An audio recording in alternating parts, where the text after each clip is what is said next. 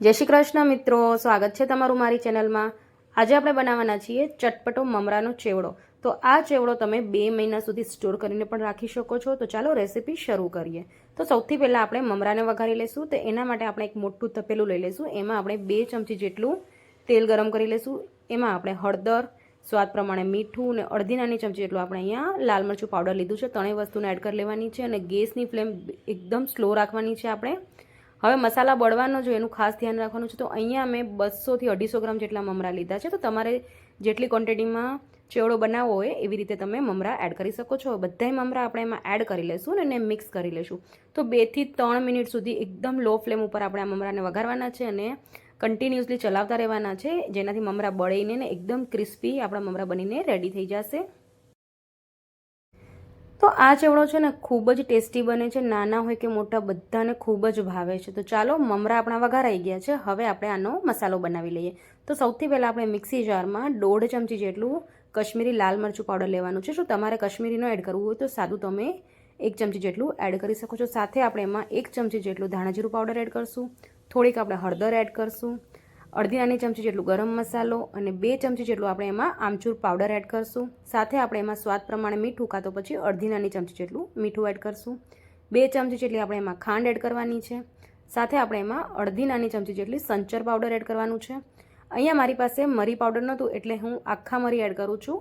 તો 1 નાની ચમચી જેટલા મેં આખા મરી એડ કર્યા છે। જો તમારી પાસે મરી પાવડર હોય તો તમે અડધી નાની ચમચી જેટલું મરી પાવડર એડ કરી શકો છો। હવે બધી વસ્તુને આપણે મિક્સીમાં 1 મિનિટ માટે ચલાવી લઈશું એટલે સરસ બધી વસ્તુ સાથે મિક્સ થઈ જશે।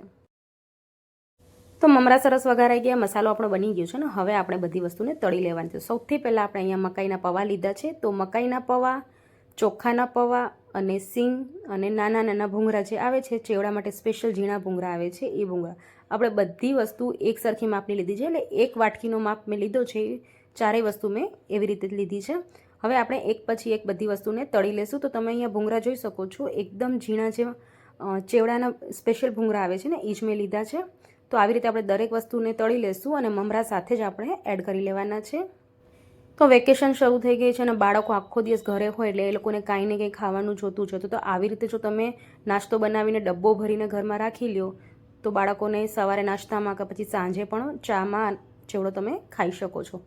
તો આવી રીતે આપણે પૌવા પર તળાઈ ગયા છે, સાથે આપણે જે સિંગદાણા છે એને પણ તળી લેશું। આ ચેવડામાં તમે જો ડ્રાય ફ્રૂટ્સ એડ કરવા ઈચ્છતા હોય તો તમે કરી શકો છો। અત્યારે હું નથી એડ કરતી, જો તમારે એડ કરવા હોય તો તમે કાજુ, બદામ કે પછી કિશમિશને પણ આવી રીતે કટ કરીને તળીને એડ કરી શકો છો, એનો પણ ખૂબ જ સરસ ટેસ્ટ આવે છે।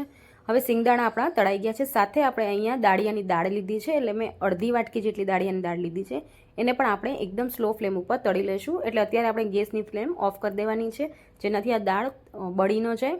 તો બસ આવી રીતે આપણે 1 મિનિટ માટે આ દાળને પણ તળી લઈશું, એને પણ આપણે બધી વસ્તુ સાથે ભેગી મિક્સ કરી લેવાની છે। તો અહીંયા આપણું તેલ ગરમ છે એટલે તેલમાં જ આપણે તરત જ 20 થી 15 મીઠા લીમડાના પાન અને 5 થી 6 આપણે લીલા મરચાં લીધા છે, એને પણ આવી રીતે તળી લેશું।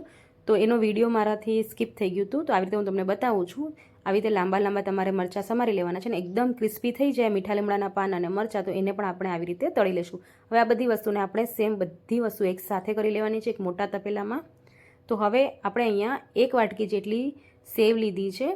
તો આ રેડીમેડ સેવ છે એ આપણે એમાં એડ કરવી છે। તો તમારી પાસે જો ઝીણી હોય તો તમે ઝીણી પણ એડ કરી શકો છો। હવે આપણે જે મસાલો બનાવ્યો તો એ મસાલો આપણે એમાં એડ કરવાનો છે। તો અહીંયા બધો મસાલો આપણે આમાં એડ કરી લેવાનું છે, પણ આપણે થોડું થોડું કરીને એડ કરશું। તો અહીંયા મેં 2 ચમચી જેટલો મસાલો એડ કર્યો છે અને આપણે પછી હલાવી લેશું। તો આવી રીતે આપણે થોડુંક મસાલો એડ કરીને એને મિક્સ કરતા જશું, જેનાથી બધી વસ્તુમાં મસાલો સરસ ચડી જાય। તો અહીંયા તમે જોઈ શકો છો। તો આપણે પાછો જે મસાલો છે એ પાછો એડ કરશું અને થોડુંક તમે વચમાં ચાખી પણ લેજો। જો તમારે ઓછું તીખું પસંદ હોય તો તમે થોડોક મસાલો ઓછો નાખશો તો પણ ચાલશે। તો હું પાછા 2 ચમચા જેટલા મસાલા એડ કરું છું, એટલે મેં બધો મસાલો અહીંયા યુઝ કરી લીધો છે। તો ખૂબ જ ચટપટો અને ખાવાની મજા પડી જાય એવો આપણો આ ગુજરાતી મમરાનો ચેવડો બનીને રેડી થઈ ગયું છે। આ ચેવડાને તમે કાચની બોટલ કે પછી સ્ટીલના ડબ્બામાં 2 મહિના સુધી સ્ટોર કરીને રાખી શકો છો। તો તમને મારી આ રેસીપી કેવી લાગી મને કોમેન્ટ કરીને જરૂર જણાવજો। અને હા, વિડીયો ગમ્યો હોય તો વિડીયોને લાઇક અને શેર કરી લેજો। અને જો મારી ચેનલમાં પહેલી વાર આવ્યા છો તો ચેનલને સબસ્ક્રાઈબ કરી લેજો, જેનાથી તમને આવી દરેક નવી રેસીપીના નોટિફિકેશન મળી રહે।